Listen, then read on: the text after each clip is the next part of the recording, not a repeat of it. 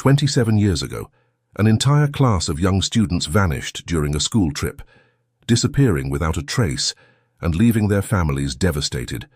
Authorities suspected the male teacher who had disappeared with them was involved, but with no bodies found and few leads to follow, the investigation eventually went cold. Yet through all these years, one desperate mother never gave up hope, clinging to the small chance that her daughter was still out there somewhere. Then, one day, while looking through old photographs, she noticed a crucial detail that everyone had overlooked, a detail that would change the entire case and shock everyone involved in ways no one could have imagined. Before we dive into this shocking story, let us know where you're watching from today. And if you like this video, don't forget to subscribe.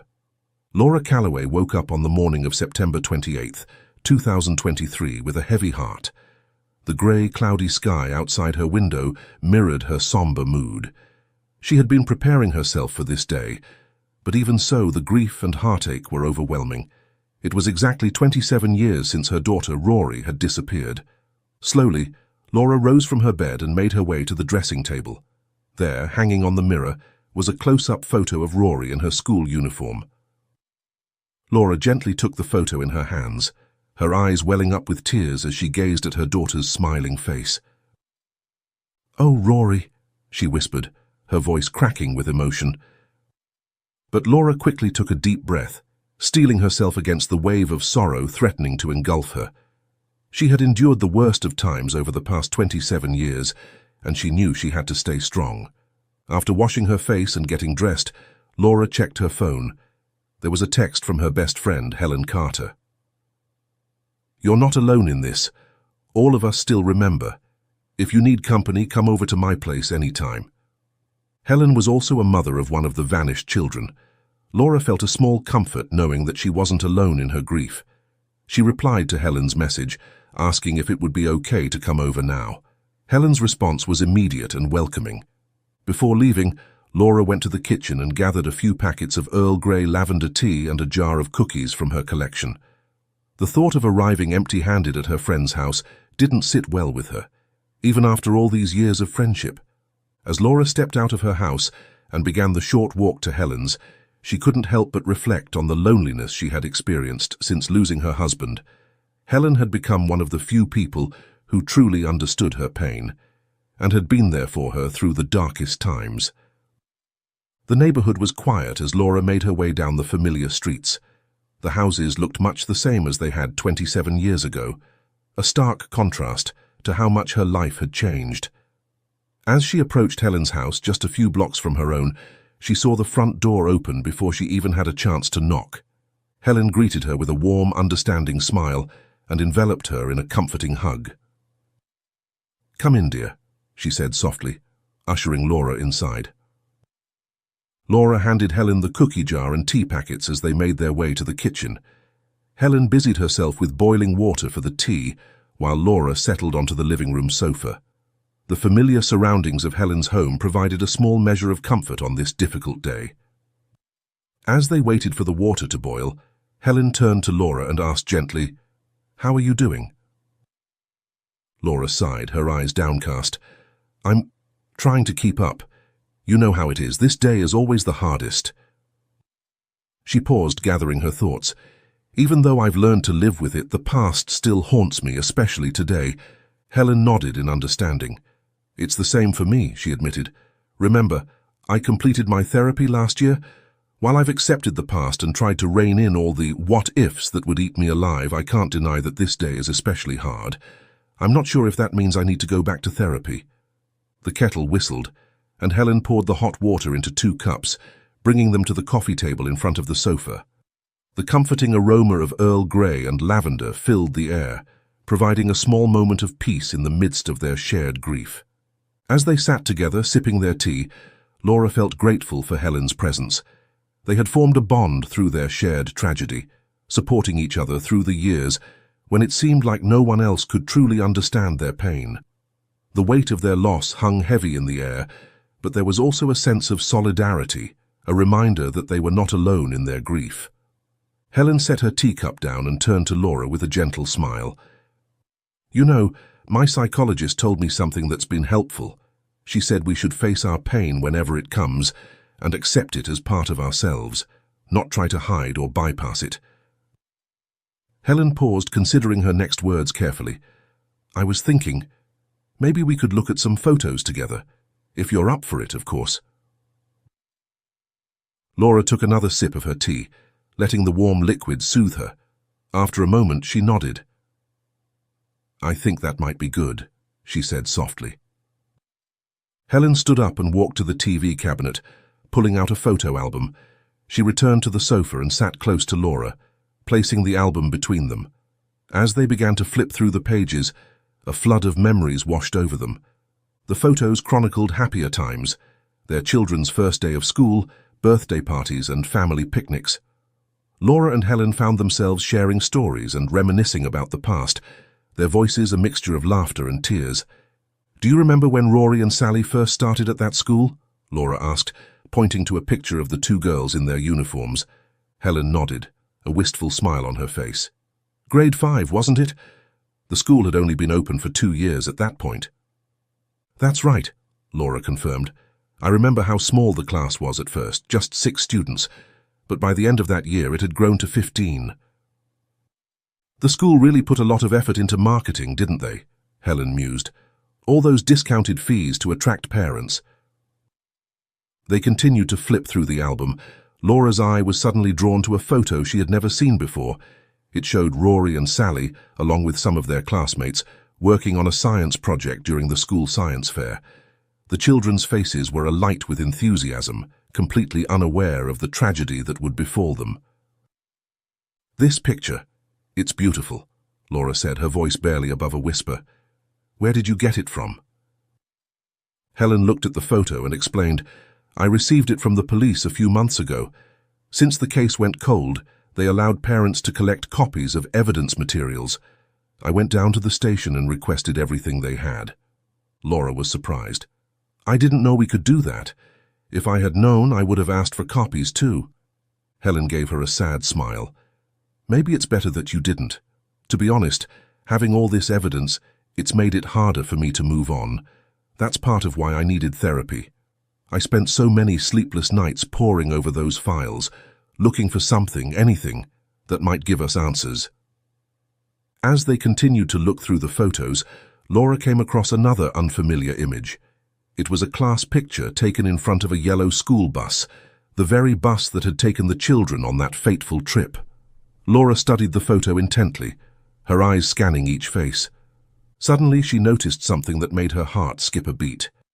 Helen, she said, her voice filled with confusion and a hint of hope. Why is Principal Lillian Brooks in this picture? I thought Mr. Gregory, the classroom teacher, went alone with the kids and just one support staff that day. Helen leaned in to look at the photo more closely. You know, I'm not entirely sure, she said, furrowing her brow. I remember hearing rumors from some other parents that the staff member was actually the principal, but I never gave it much thought. Laura couldn't shake the feeling that something wasn't right. All these years she had believed it was just the teacher and a co-teacher or admin staff on that trip. The presence of the principal in this photo raised questions she had never considered before. As Laura opened her mouth to voice her concerns, Helen gently placed a hand on her arm. Laura, she said softly, I know that look in your eyes. We've been down this road before, thinking we've found something crucial, dozens, if not hundreds of times. It's not good for us to cling to false hope. Laura wanted to argue, to insist that this detail could be important, but she saw the concern in Helen's eyes. She took a deep breath, trying to calm the surge of emotions within her. You're right, she said finally, though a part of her still clung to the nagging doubt. It's probably nothing. Helen gave her a sympathetic smile and turned back to the photo album. Look, she said, pointing to the bus in the background. This photo was most likely taken before the trip, on school grounds. That would explain why the principal was there. Laura nodded, though not entirely convinced. She glanced at the clock on the wall and realized they had been talking for almost an hour. Helen, I hate to do this, but I should probably get going, she said, standing up. I want to visit Rory's grave, bring her some flowers and tidy up a bit. I do it every year, you know. Helen nodded in understanding. Of course, would you like some company? Sally's grave is in the same area. Laura appreciated the offer but saw the hesitation in Helen's eyes. That's kind of you, but I know you prefer to go with Matthew later. I'll be all right. As Laura prepared to leave, she paused and turned back to Helen. Would it be all right if I took that photo with me? The one with the school bus? Helen seemed to consider for a moment before nodding. Of course, but Laura, promise me you won't let this consume you. We can't afford to go down that rabbit hole again. Laura assured her friend she would be careful, but as she left Helen's house and made her way to the bus stop, she couldn't shake the feeling that she had stumbled upon something important. The image of Principal Lillian Brooks standing with the children before their ill-fated trip burned in her mind, a puzzle piece that didn't quite fit with the story she had been told for the past 27 years. As she waited for the bus that would take her to town to buy flowers from her local favorite florist, Laura found herself torn between the desire to uncover the truth and the fear of reopening old wounds. The sky above her grew darker, threatening rain, much like the storm of emotions brewing within her. She silently prayed that the rain would hold off until she had finished her visit to the cemetery, allowing her this one day to honor her daughter's memory in peace. Laura sat on the bus, lost in thought as it made its way through the familiar streets towards the town center. She held the photo in her hands, unable to tear her eyes away from the image of her daughter and her classmates, frozen in time on that fateful day. The more she studied the picture, the more questions arose in her mind. Helen's words echoed in her head, warning her not to cling to false hope. But Laura couldn't shake the feeling that something wasn't right. Why had some parents believed the principal went on the trip, while others, like herself, had been told it was just the teacher and a support staff? She prided herself on being an active and involved parent, attending all meetings and gatherings, even the school trials and hearings when they, the victims' parents, had sought justice in court. How could such a crucial detail have escaped her notice? Laura hesitated for a moment before pulling out her phone. She had the officer's personal number saved from long ago, but she wasn't sure if he would still remember her, or if he'd even want to. The thought made her stomach clench, but she was resolved to make the call anyway. She glanced around the nearly empty bus.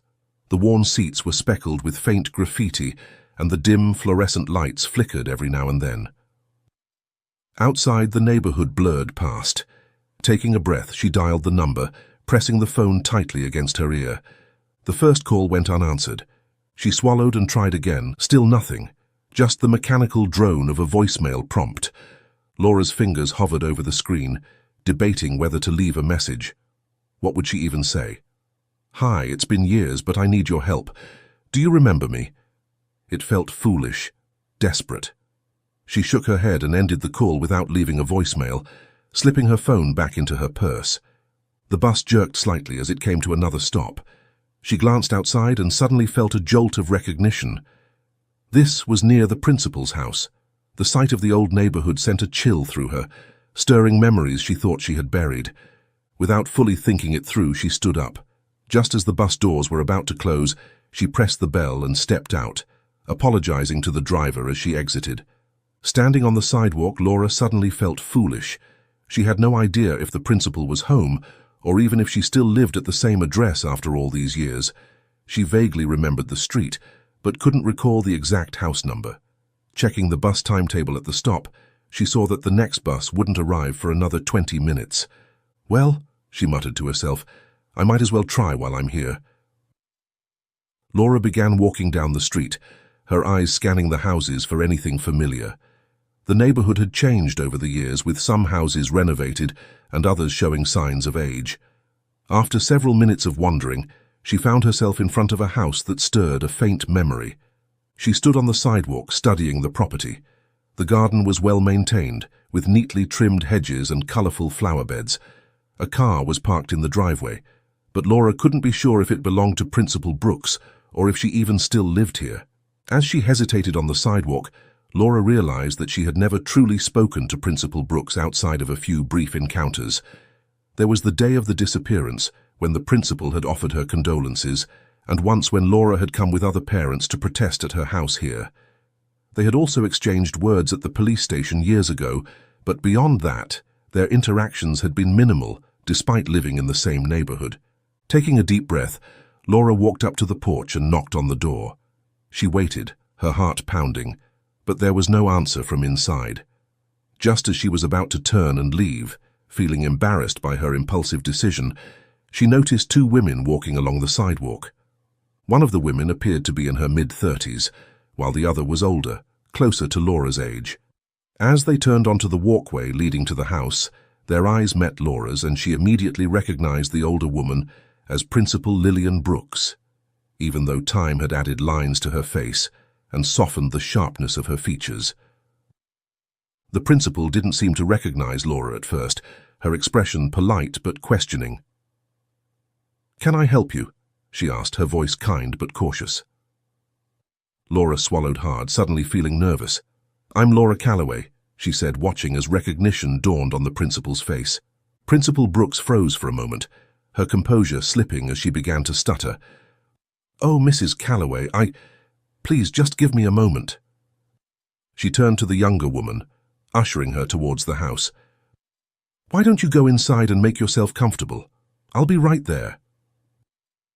As the principal fumbled with her keys to unlock the door, Laura's mind raced. She knew the principal had no children, so who was this younger woman? Was she interrupting something important? Once the younger woman was inside, Principal Brooks followed her inside. Laura saw as she switched on the lights of the house. Laura decided to approach closer to the doorway. Waiting at the threshold, Laura debated whether she should call out or wait. But as the minutes stretched on, impatience crept in. The house was eerily quiet except for the faintest murmur of voices in the distance.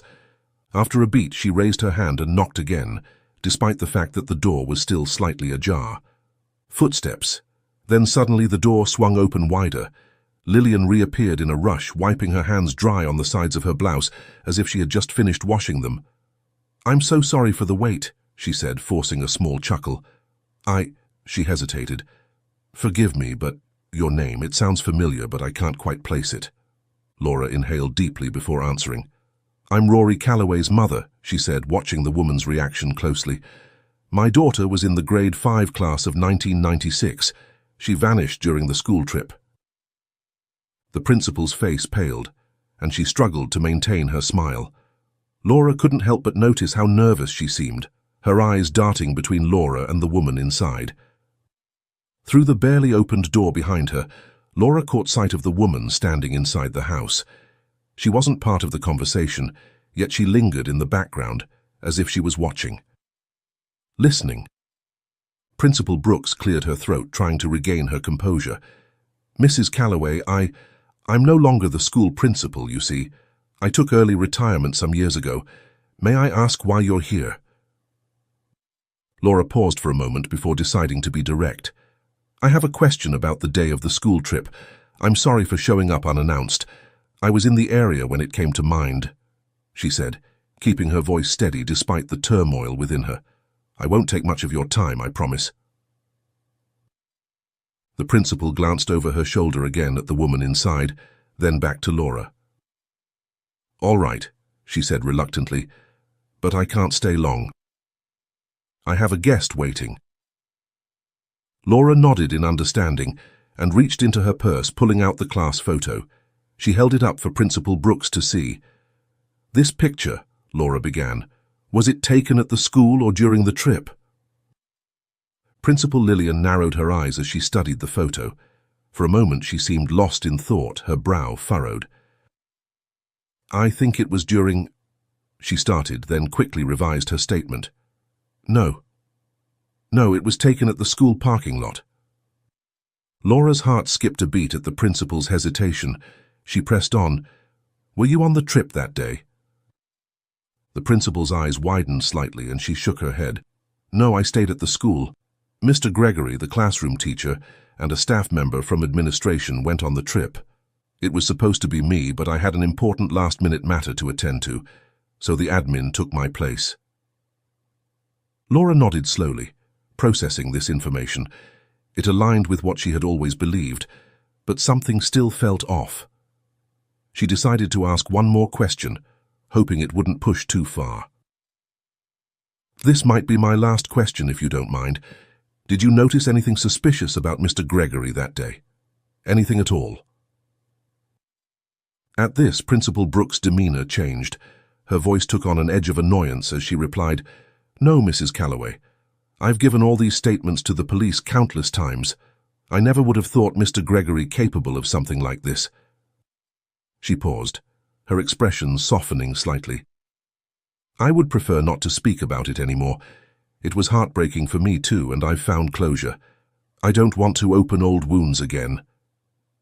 Laura felt a pang of guilt at the principal's words. She hadn't meant to cause more pain.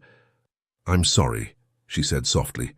"I understand, truly. It's just, I still can't believe my daughter just disappeared into thin air." To her surprise, Laura felt tears welling up in her eyes.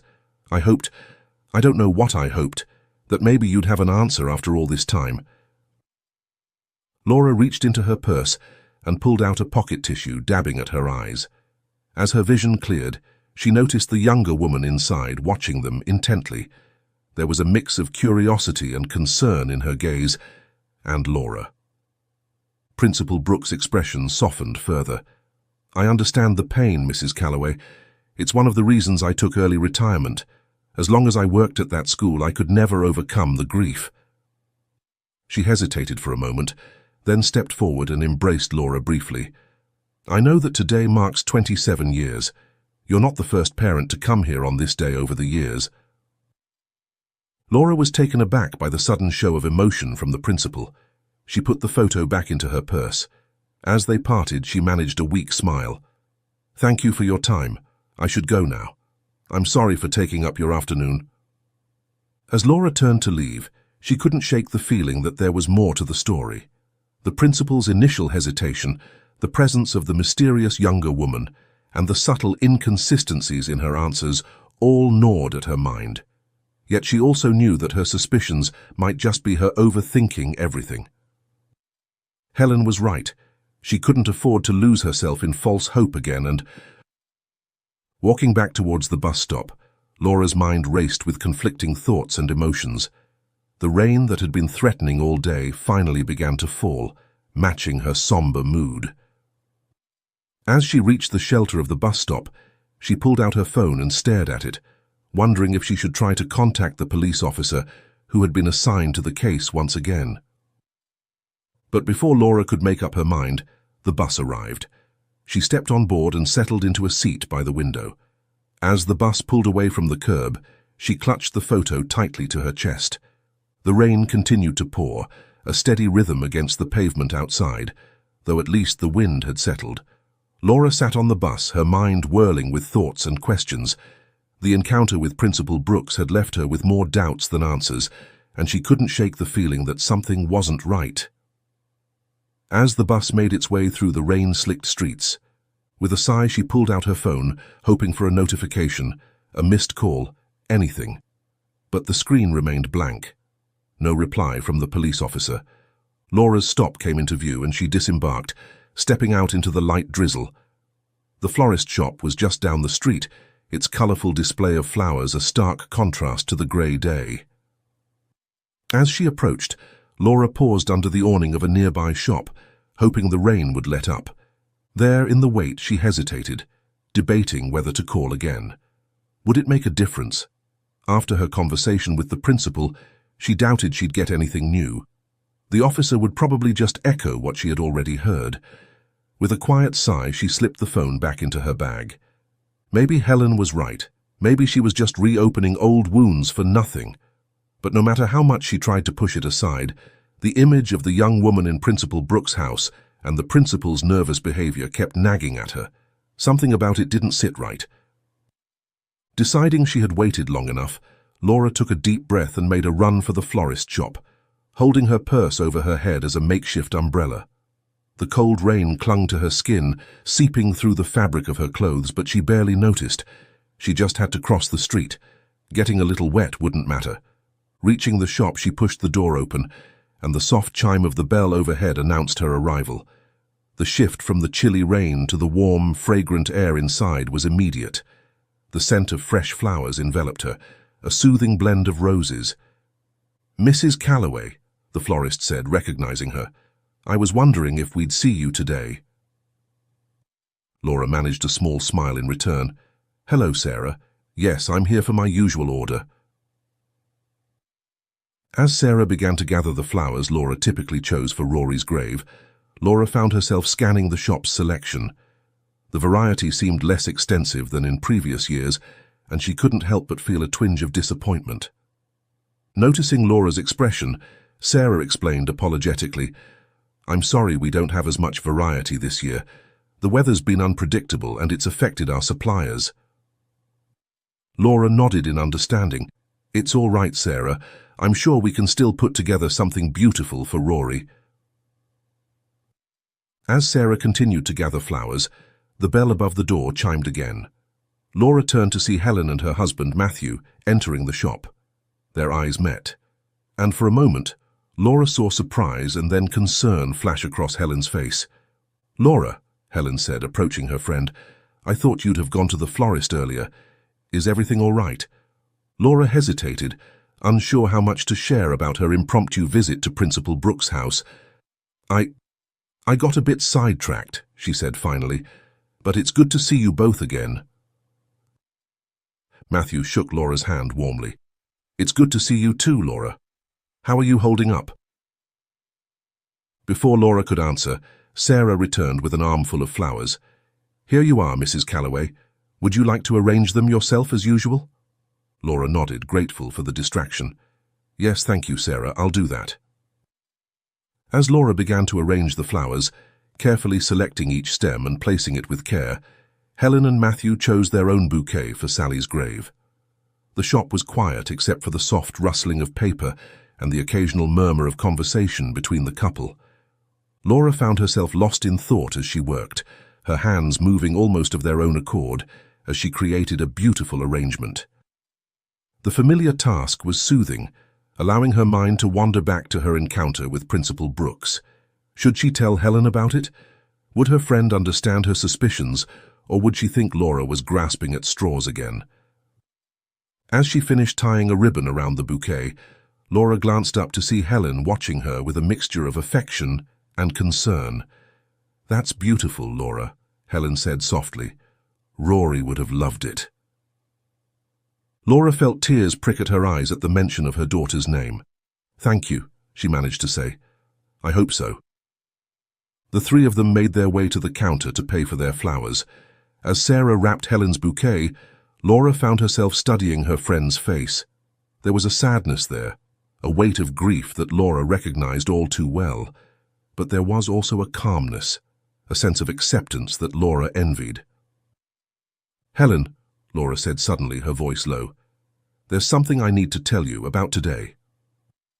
Helen turned to her, curiosity mingling with concern in her eyes. "What is it, Laura?" Laura took a deep breath, steeling herself. "After I left your house, I went to see Principal Brooks." Helen's eyes widened in surprise. "You did what? Why?" Before Laura could explain, Sarah handed them their wrapped bouquets. "Here you are, ladies. I hope these bring you some comfort today." Laura and Helen thanked her, and as they turned to leave the shop, Laura could feel the weight of Helen's questioning gaze. She knew she owed her friend an explanation, but she wasn't sure how to put her suspicions into words without sounding like she was chasing ghosts. As they stepped out onto the sidewalk, the rain had finally stopped, leaving behind a fresh, clean scent in the air. Matthew suggested they all go to the cemetery together, and Laura found herself nodding in agreement. As they walked towards Matthew's car, Laura knew she would have to share what she had learned, or what she thought she had learned, with Helen. But as she clutched her bouquet of flowers, a small part of her wondered if she was ready to face the potential consequences of digging up the past once again. As they settled into Matthew's car, the atmosphere was thick with unspoken questions. Helen turned in her seat to face Laura, her expression a mixture of concern and curiosity. "Laura," she began gently, "why did you go to see Principal Brooks? What were you hoping to find?" Laura took a deep breath, clutching the bouquet of flowers in her lap. She knew she had to choose her words carefully. I couldn't shake the feeling that something wasn't right about that class photo, the one with the school bus. Helen's brow furrowed. The one we looked at earlier? What about it? I asked her about it, and she said it was taken at the school before the trip. But Helen, at first she said it was during. Then she quickly corrected herself and said it was before. Don't you find that strange? It felt like she was hiding something, Laura explained, her voice growing more animated, the weight of suspicion pressing harder on her chest.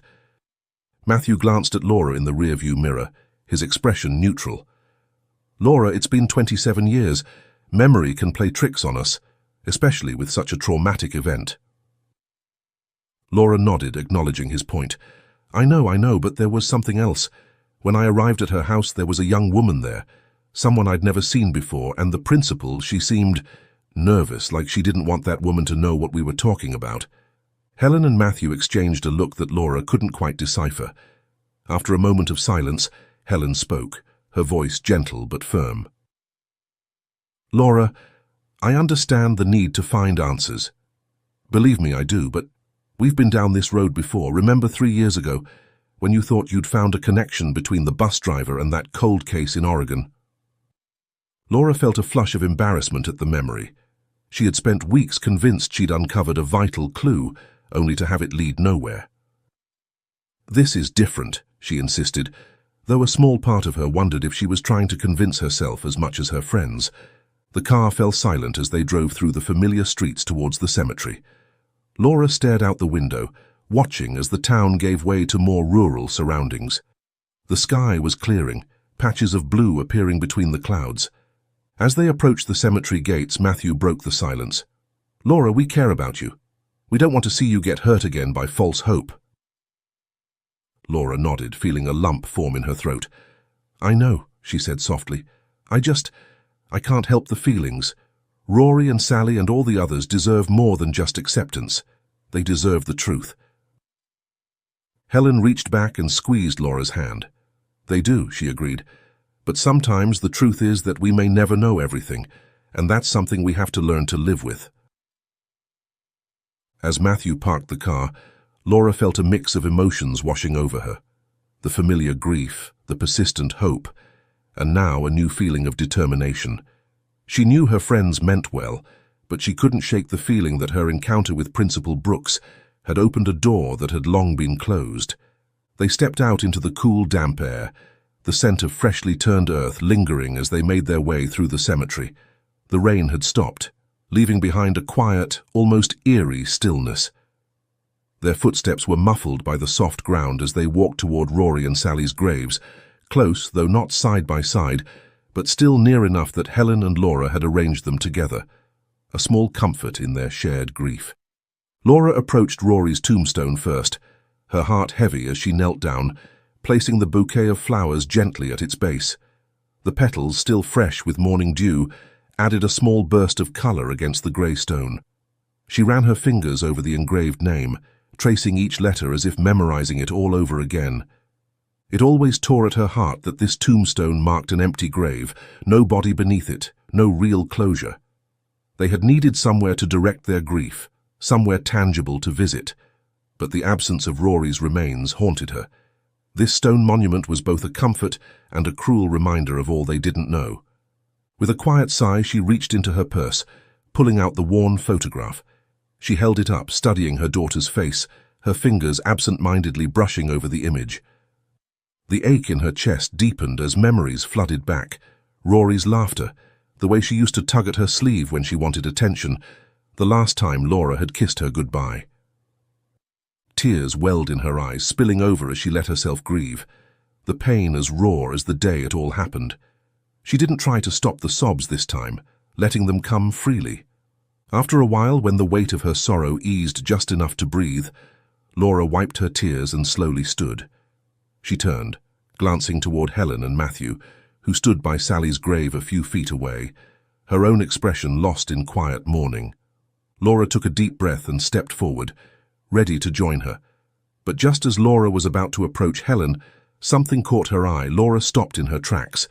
In the distance, near the plot where most of the children from the school were buried, She saw a familiar figure. It was the young woman from Principal Brooks' house. She wasn't just passing through, she was standing still, staring down at a headstone, her hands clasped together as if in quiet contemplation. Laura's pulse quickened. Was this just a coincidence, or was there something more to it? Setting her grief aside for the moment, Laura observed the woman. She stood within the section of the cemetery where most of the missing schoolchildren had been laid to rest. Many families had chosen this burial ground. It was the only proper cemetery not too far away the neighborhood. Laura's heart began to race. Without a second thought, she turned in the other direction. Gently patting Helen's arm, she murmured, "I'll be right back," her voice barely above a whisper. Before Helen or Matthew could say anything, Laura was already walking briskly towards the young woman. As she approached, she could see that the woman was crying, her shoulders shaking as she stood in front of one of the graves. "Excuse me," Laura called out softly, not wanting to startle her. The woman turned, surprise and fear flashing across her face as she recognized Laura. She quickly wiped her tears away as if trying to compose herself.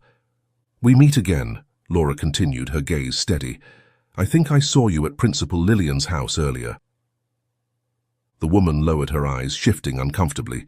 She looked as though she wanted to retreat, as if Laura's presence was making her feel exposed. "I'm sorry," Laura added quickly. "I don't mean to intrude." The woman exhaled softly, then shook her head. "It's okay," she murmured, her voice barely above a whisper. "I come here every year on this day, to grieve." Laura nodded in understanding. "So do I, though I usually visit early in the morning, but today—" "I was late." She glanced at her watch. 4 p.m. A silence stretched between them, heavy with unspoken words. Then Laura gently asked, "Who are you grieving for?"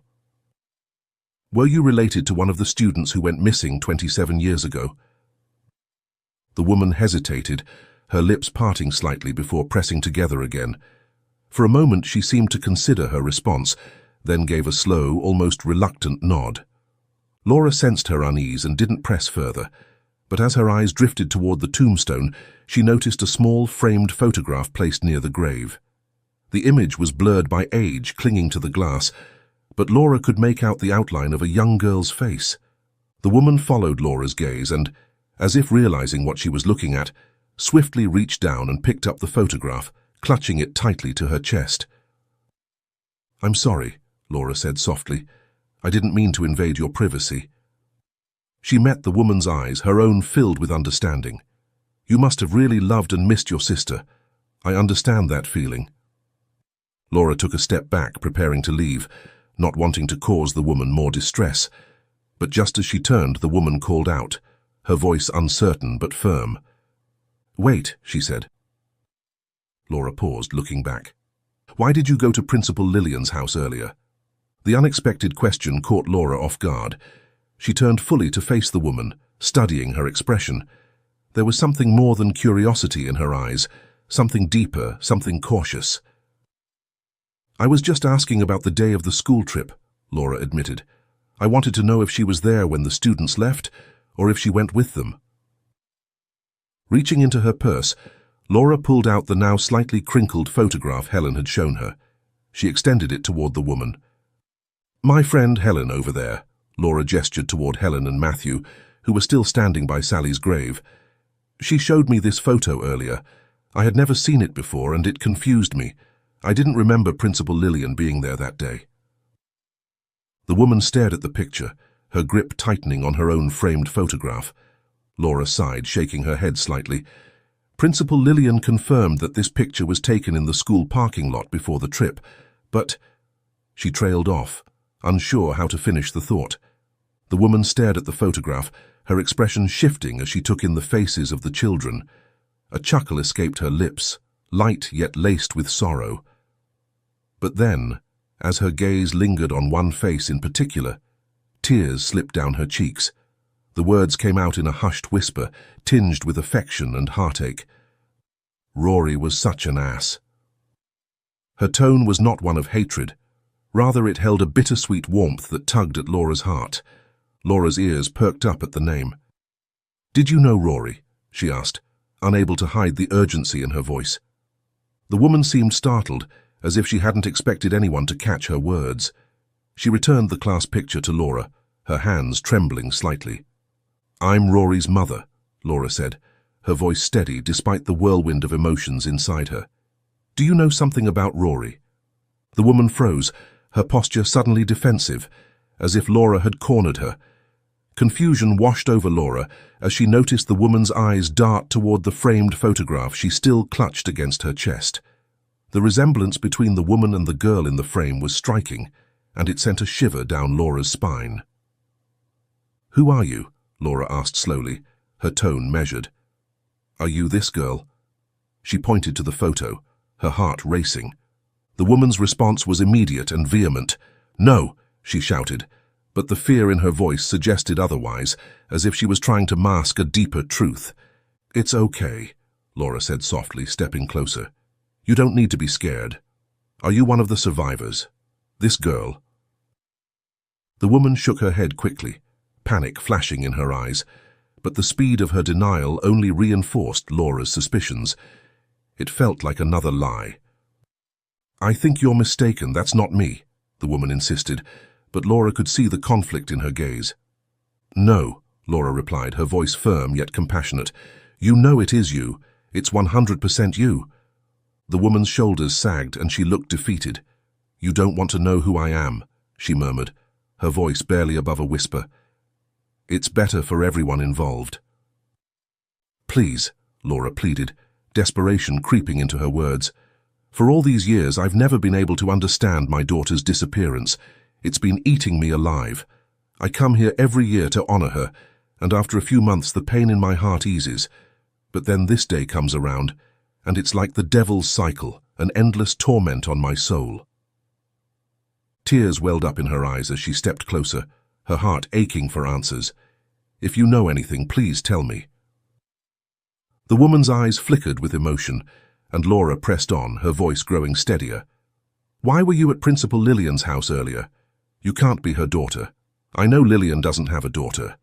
The question hung in the air, heavy with unspoken implications. The woman's breath caught in her throat, and for a moment it felt like the world had paused, both of them caught in a web of secrets and unspeakable truths.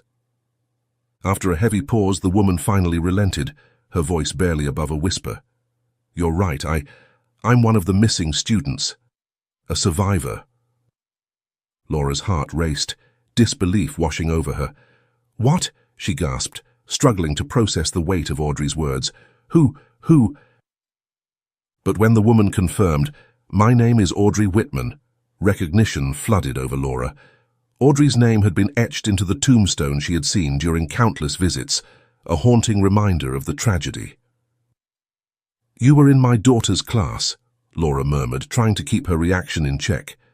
"Did your family know you were alive?" Audrey shook her head, her expression heavy with pain. "No, that's why I come to the grave later in the day. My parents always come in the morning." Laura nodded, recalling the times she had seen Audrey's parents at the cemetery, always at that same hour, their faces etched with grief. "Why didn't you come back home?" she asked gently, not wanting to pry but unable to contain her curiosity. "I'm too broken," Audrey replied, her voice trembling. "It's a long story." Laura's heart ached for the young woman before her, burdened by a past she couldn't escape. "You don't have to share it all with me," she said softly. "But please, I'm begging you, turn yourself in to the police, give them your testimony and evidence." Audrey shook her head vehemently. No, the principal said I'd only hurt everyone, dozens of families." Shock coursed through Laura at the mention of Principal Lillian. "Lillian Brooks knew you were alive all this time and she discouraged you?" Laura could hardly believe it. "Why would she do that?" "I trusted her," Audrey confessed, her voice cracking. "She was the only one who understood my pain." Laura felt a surge of emotion. "Audrey, pain is living in the unknown, and we're all already in pain. It couldn't get any worse than this." She added, "But you testimony, it could help us. You would be saving us all, providing us closure by revealing the truth." Audrey looked up, her eyes searching Laura's for sincerity. "Really?" Laura nodded fervently, her heart aching for both the women's lost children. Yes, you'd be helping the victim's family, please, Audrey. After a prolonged silence, the impact of Laura's words started to sink in. With shaking hands, Audrey took a deep breath and reached for her phone. I think you're right. I've wrestled with this decision for a long time, but Lillian always discouraged me and I believed she had her reasons. But seeing you here now, I'll call the police, she said, her voice gaining strength. As they waited for the officer to arrive, Laura's mind raced. Desperation clawed at her throat. Audrey, please, do you know where my daughter Rory is? Audrey's expression shifted to one of sadness. She nodded slowly, her gaze heavy with unspoken sorrow. What do you mean? Laura pressed, her heart pounding in her chest. Where is she? Just then, Helen and Matthew approached, their eyes scanning the area for Laura. The tension thickened as Audrey's fear intensified, the realization that another victim's family was near, filling her with dread. Laura, what's going on? Helen asked, looking between her friend and the stranger. Who is this? Laura took a deep breath, trying to calm her racing thoughts. Helen, Matthew, this is Audrey Whitman. She was on the bus that day. She's alive. Just as Audrey opened her mouth to respond, the distant wail of police sirens pierced the air. The sound seemed to freeze the moment, and Audrey instinctively flinched, her instincts urging her to flee. But Laura's voice broke through the chaos. Audrey, if you love Rory and Sally, you owe it to them to tell the truth, she called, her tone firm yet compassionate. Audrey paused, her feet rooted in place as she turned to face Laura, Helen and Matthew. She saw the confusion etched on their faces and the desperation in Laura's eyes, which felt like a lifeline amidst her turmoil. Okay, Audrey finally said, her voice trembling but resolute. I'll talk, but only at the station. Just then, 2 police officers arrived, their presence adding an air of urgency to the scene. They approached Audrey, confirming if she was the one who had called. What's your name? One of the officers asked. Audrey Calloway. I'm one of the survivors of the missing children from 27 years ago, she stated, her voice growing steadier as she spoke the words that had been trapped inside her for so long. The officers exchanged glances before one of them radioed the station, requesting a system check on her name. While they waited for confirmation, the officers turned to the small group gathered in the cemetery. We need everyone to come with us to the station. We can't have any disturbances here, one officer said firmly. Audrey nodded, her face pale but determined, and she followed the officers to their squad car. Laura walked alongside Helen and Matthew as they made their way to their own car, adrenaline coursing through her veins. Once inside, Laura couldn't hold back. You won't believe what just happened, she began, her voice shaking with disbelief. She recounted everything to Helen and Matthew, the revelation about Audrey, the principal's knowledge of a survivor, and how it all felt like a sinister puzzle with missing pieces. Matthew frowned, furrowing his brow. This is all so strange. Why would the principal keep something like that from us? I don't know, Laura admitted, but it feels like there's something deeper at play. Whatever truth Audrey holds, it must be significant enough that it could put Lillian in danger. As they arrived at the police station, the trio stepped inside, the atmosphere tense with uncertainty. Laura spotted Officer Jensen, the same officer she had tried to reach before. He looked up from his paperwork and immediately approached them. I'm sorry I couldn't take your call earlier. I was tied up with an urgent case, he explained, his voice apologetic. Laura felt a mix of frustration and urgency. Officer, you need to take this seriously. Audrey has confessed that she's a survivor. She's finally ready to talk, she insisted, her heart racing. If that's true, we'll reopen the case, Officer Jensen replied, his demeanor shifting to one of focus. He motioned for Audrey to follow him into an interview room, leaving Laura, Helen and Matthew waiting anxiously in the sterile waiting area. As the door closed behind Audrey, Laura felt a surge of hope mixed with fear. She could only pray that Audrey would summon the courage to speak the truth, that this moment would finally bring some answers, and perhaps some closure, to all the families affected by the tragedy. Not long after Audrey was led into the interrogation room, Laura, Helen and Matthew began to notice movement throughout the police station.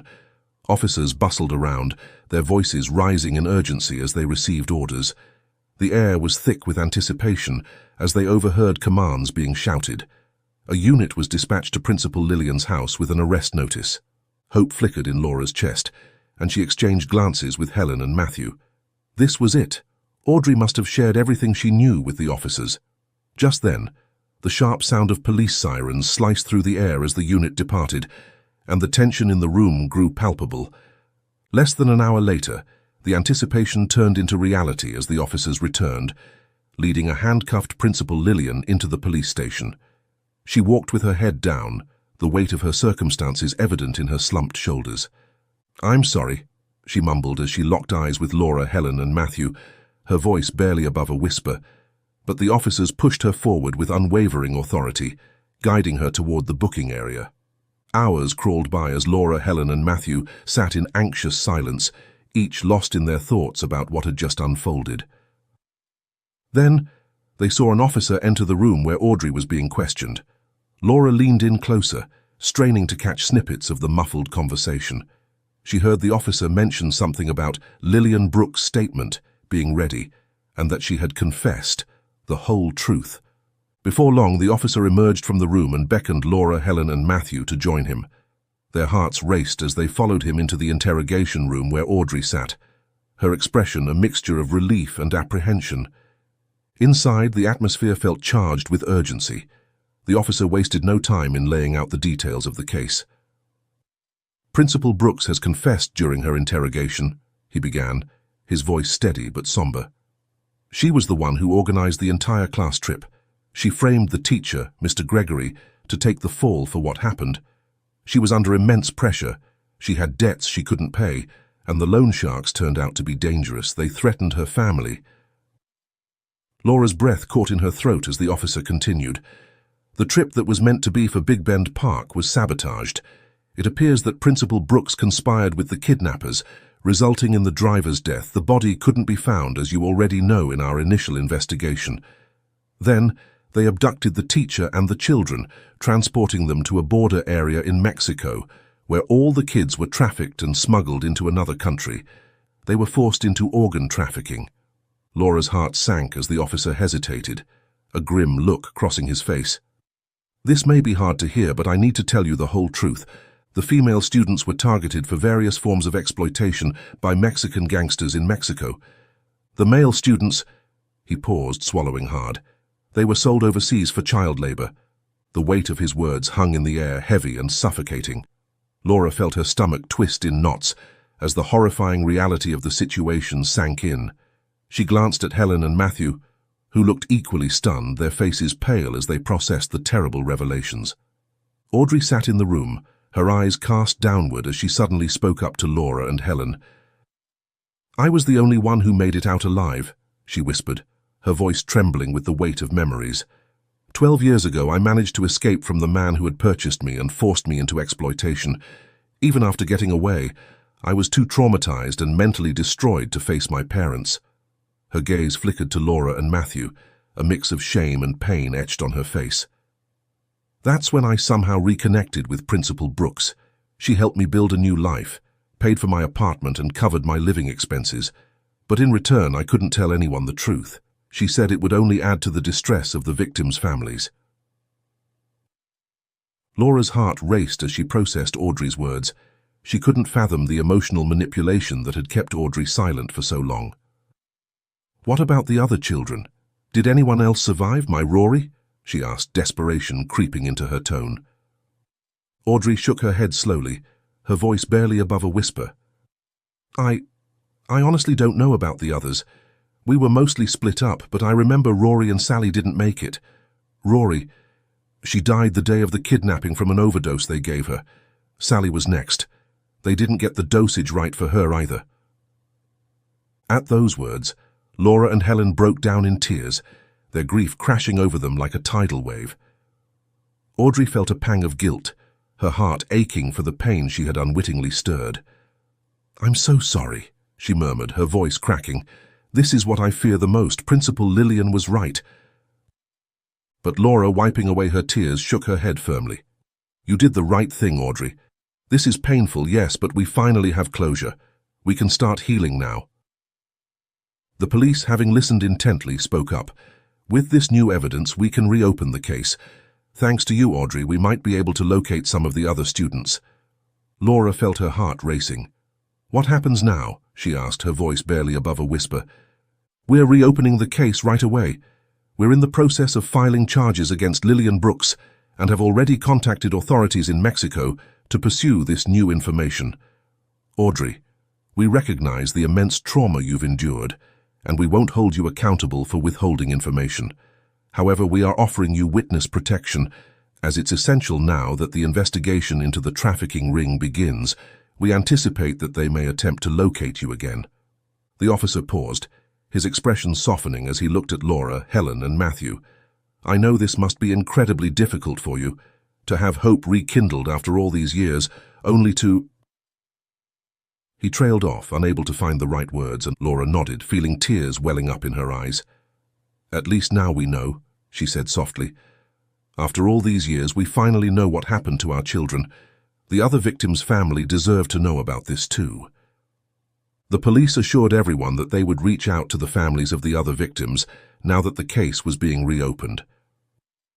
As they prepared to leave the station, Audrey emerged from the interview room.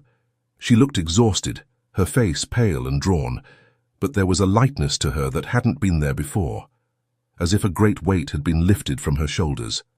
"Thank you," she said to Laura, her voice thick with emotion, "for believing me, for helping me find the courage to come forward." Laura embraced her, feeling a connection to this young woman who had survived unimaginable horrors. "Thank you for telling the truth," she whispered. "You've given us all a chance at closure." As Laura, Helen, and Matthew stepped out of the police station into the fading light of day, Laura felt a strange mixture of emotions. There was grief, of course, a fresh wave of sorrow for the daughter she had lost, but there was also a sense of peace, of a chapter finally closing after being left open for far too long. She looked at Helen and Matthew, saw the same complex emotions reflected in their eyes. They had lived with uncertainty for 27 years, and while the truth was painful, it was also, in its own way, a relief.